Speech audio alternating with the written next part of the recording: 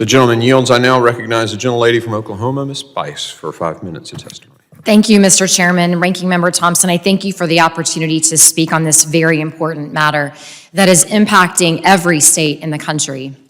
Since President Biden took office and under the watch of Secretary Mayorkas, over 8.2 million illegal immigrants have crossed the southern border into the United States. This is almost the equivalent of the entire population of the state of Virginia, the 12th most populous state in the Union, and is double the population of the state of Oklahoma. Of the 8.2 million who have crossed the border, 1.7 are gotaways. These numbers alone speak for themselves that the United States does not have operational control of our border, allowing for drugs and criminals to pour into the country, including my home state. As this committee has pointed out, our country is facing a fentanyl epidemic, killing tens of thousands of Americans each year. In September, the Oklahoma City Police apprehended a man who was transporting 2,100 pills laced with fentanyl in his car.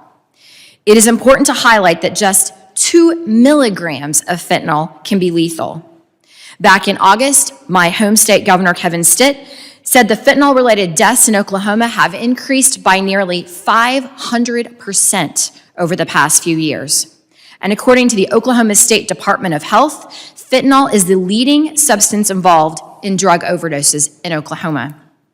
3 major interstate highways intersect in my district, and 2 of my constituent counties, Oklahoma and Canadian, have been designated as high-intensity drug trafficking areas by the Office of National Drug Control Policy.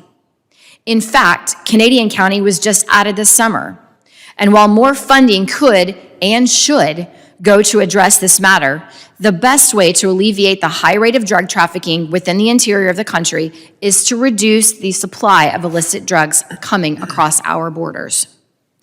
In fiscal year 23, nearly 27,000 pounds of fentanyl was seized at the U.S. southern border, nearly double what was seized the year before.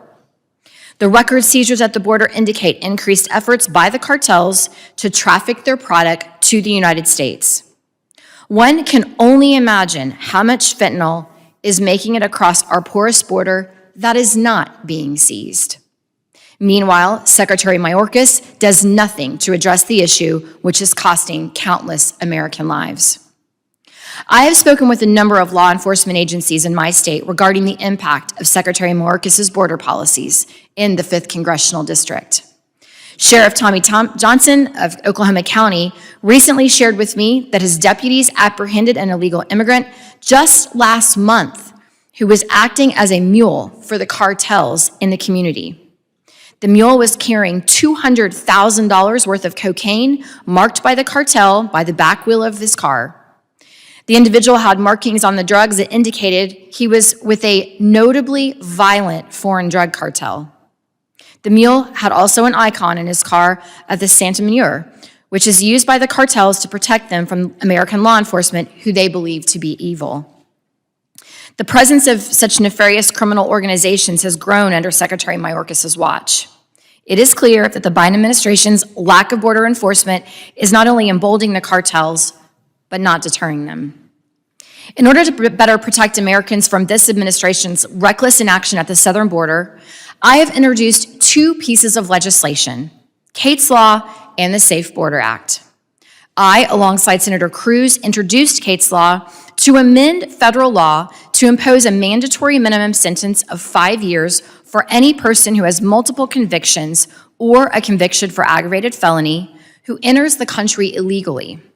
This bill is named after Kate Steinle, a 32-year-old woman who was tragically shot and killed by an illegal alien who had several felony convictions and had been deported 5 times.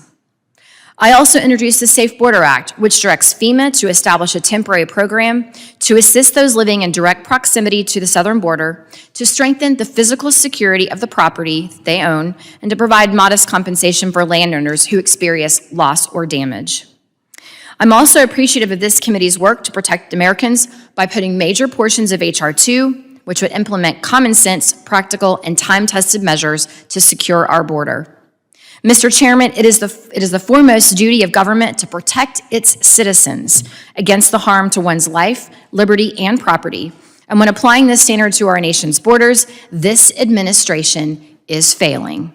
Thank you for the time. And lastly, I would like to note, in the 109th Congress, the United States Senate voted on the passage of H.R. 6061, the Secure Fence Act of 2006, a bill to establish operational control over the international land and maritime borders. And notable individual senators voting yes included President Joe Biden, former President Barack Obama, and current leader of the Senate, Chuck Schumer. And with that, I yield. The gentlelady yields.